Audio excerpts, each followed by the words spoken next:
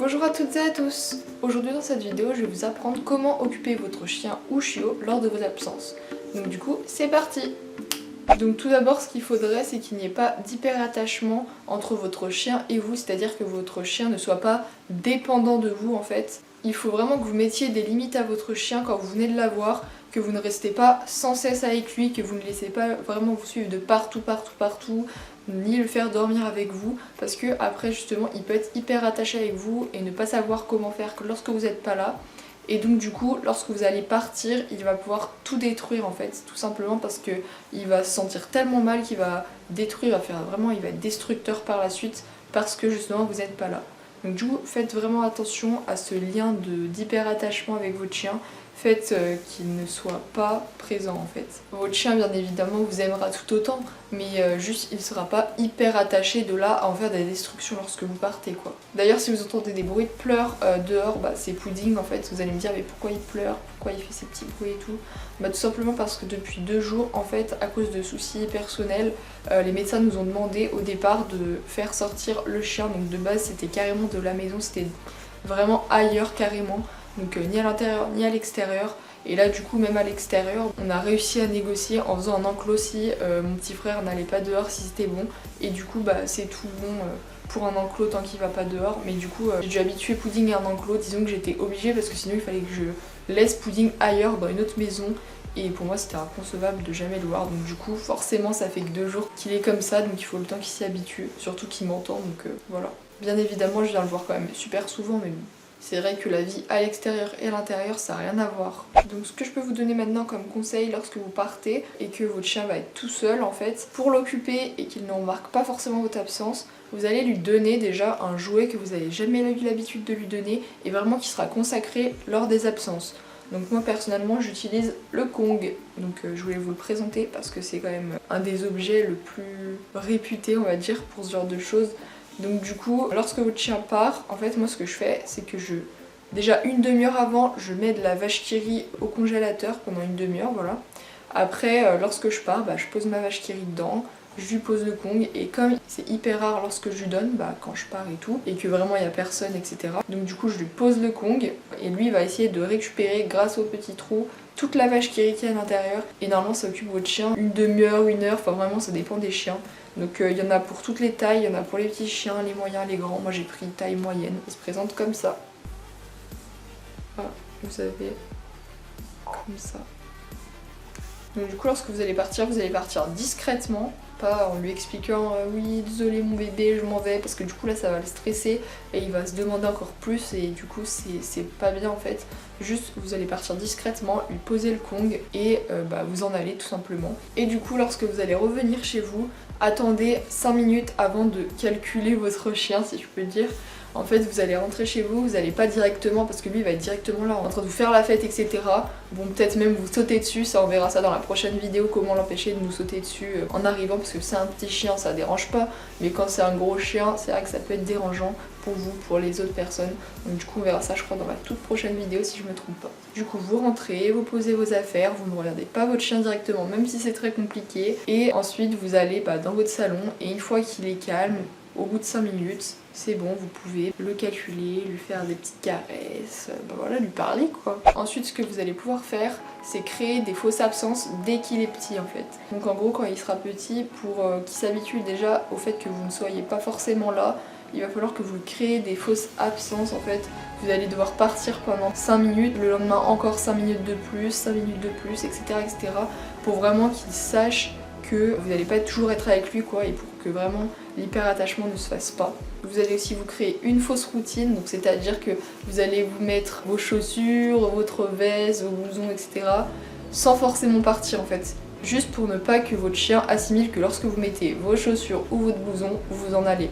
Parce qu'ils sont intelligents et évidemment ils captent en fait. Et du coup ils vont commencer à stresser, etc. Donc du coup mettez par moment vos habits pour sortir mais ne sortez pas forcément en fait. Aussi ce que je peux vous conseiller c'est de ne pas répondre à toutes les demandes d'attention de votre chien, c'est-à-dire quand il vous demande de jouer ou je ne sais quoi, ne répondez pas si vous n'en avez pas envie et ne répondez pas forcément en fait à sa demande d'attention et surtout essayez de l'ignorer lorsqu'il devient insistant. Et ce que je peux vous conseiller aussi c'est qu'une fois qu'il est passé à autre chose, vous pouvez lui demander justement vous de revenir en fait, lui demander vous-même de l'attention pour qu'il apprenne à gérer sa frustration en fait. Ensuite, ce que j'ai déjà répété dans une ancienne vidéo, c'est ne disputez pas votre chien lorsque vous venez de rentrer et que vous voyez par exemple, je sais pas, qu'il a fait une bêtise, il a fait pipi, n'importe quelle bêtise, ne le disputez pas alors qu'il ne l'a pas fait sous vos yeux en fait. Parce que tout simplement votre chien vit dans l'instant présent, votre chien ne va pas comprendre pourquoi vous le disputez. Et donc du coup vous allez devenir incohérent pour lui quoi, parce que tout simplement votre chien aura déjà oublié depuis le temps. Lui il va juste se dire mais ma maîtresse elle rentre directement, elle me crie dessus, enfin voilà. Donc du coup ne le disputez pas si vous ne l'avez pas vu faire en face la bêtise en fait. Ensuite ce que je peux vous conseiller c'est de proposer à votre chien une bonne dépense, donc que ce soit physique et mentale, donc c'est à dire juste avant que vous allez partir, vous allez lui faire des jeux d'intelligence, vous allez lui faire un peu de dressage. Vous allez, pas vraiment juste avant, hein, parce qu'oubliez pas, il faut que 5 minutes avant vous soyez un peu en train de l'ignorer, etc. Et aussi vous allez le promener en fait tout simplement juste avant pour que vraiment il ait juste envie de se reposer quand vous revenez de la balade et comme ça vous allez pouvoir partir tranquillement. Et quand vous serez rentré de votre balade, pareil, vous allez le promener afin qu'il puisse vraiment dépenser son énergie correctement quoi. Ensuite, une autre technique que je fais moi-même là en ce moment dans l'enclos avec Poupou, oui je l'appelle Poupou des fois, hein, pudding. Et en gros je prends plusieurs friandises et je lui en balance un peu partout dans son enclos, donc vous savez dans votre maison, vous allez lui en balancer un peu de partout et du coup il va commencer à chercher. Et en fait quand il cherche, il fait pas attention à si vous êtes là ou pas, enfin pas vraiment quoi. Et du coup vous allez pouvoir en profiter pour partir à ce moment là et c'est vrai que ça va l'occuper quand même pas mal de temps. Comment il a fait? Il vient de réussir à partir. Pudding. Choqué, attendez. Il vient de sortir de son enclos alors que ça fait 2 jours qu'il y est. Ce que je peux aussi vous conseiller et que je n'ai pas fait moi-même avec Pudding, c'est de réduire au minimum l'espace de votre chien lorsque vous vous absentez parce que ça le stresserait moins. Par contre si vos absences durent plus de 3-4 heures, j'ai vu aussi que certains les mettaient dans une cage de transport mais seulement si la cage de transport est assimilée à quelque chose de bien. Personnellement moi je suis pas trop cage de transport etc, mais bon j'ai vu que cette technique pouvait marcher donc pourquoi pas essayer. Ensuite ce que vous pouvez faire pour le rassurer c'est lui donner un bout de tissu ou un doudou, une chaussette, un bout de vêtement qui vous appartient en fait pour qu'il ait votre odeur. Donc moi Pudding il a une des peluches qui a mon odeur et puis depuis peu il a une de mes chaussettes en fait carrément. Et du coup lorsque vous vous absentez il aura votre odeur quand même avec lui et ça pourra le rassurer un petit peu. J'avais vu aussi sur internet qu'ils avaient fait des émissions de télé pour chiens. Moi personnellement j'y ai pas encore vu, hein, donc peut-être que c'est en Angleterre ou je sais pas trop, mais à ce qui paraît ils auraient fait des émissions de télé pour chiens où ils mettent des sons pour les chiens justement et certains ils sont réceptifs, d'autres non et tout. Et franchement si ça peut marcher ce genre de choses c'est bien quoi, mais sinon mettez juste la télé en fond en fait lorsque vous partez. Moi personnellement des fois juste le fait de mettre la télé ça rassure Pudding du fait qu'il ne se sent pas complètement seul en fait parce qu'il y a du bruit. Et du coup si vous mettez juste votre télé je pense que ça peut rassurer votre chien. Ou sinon vous pouvez juste lui mettre une playlist relaxante pour animaux. Donc moi comme vous avez vu j'ai une playlist pour animaux justement dans mes playlists que j'ai laissées en public.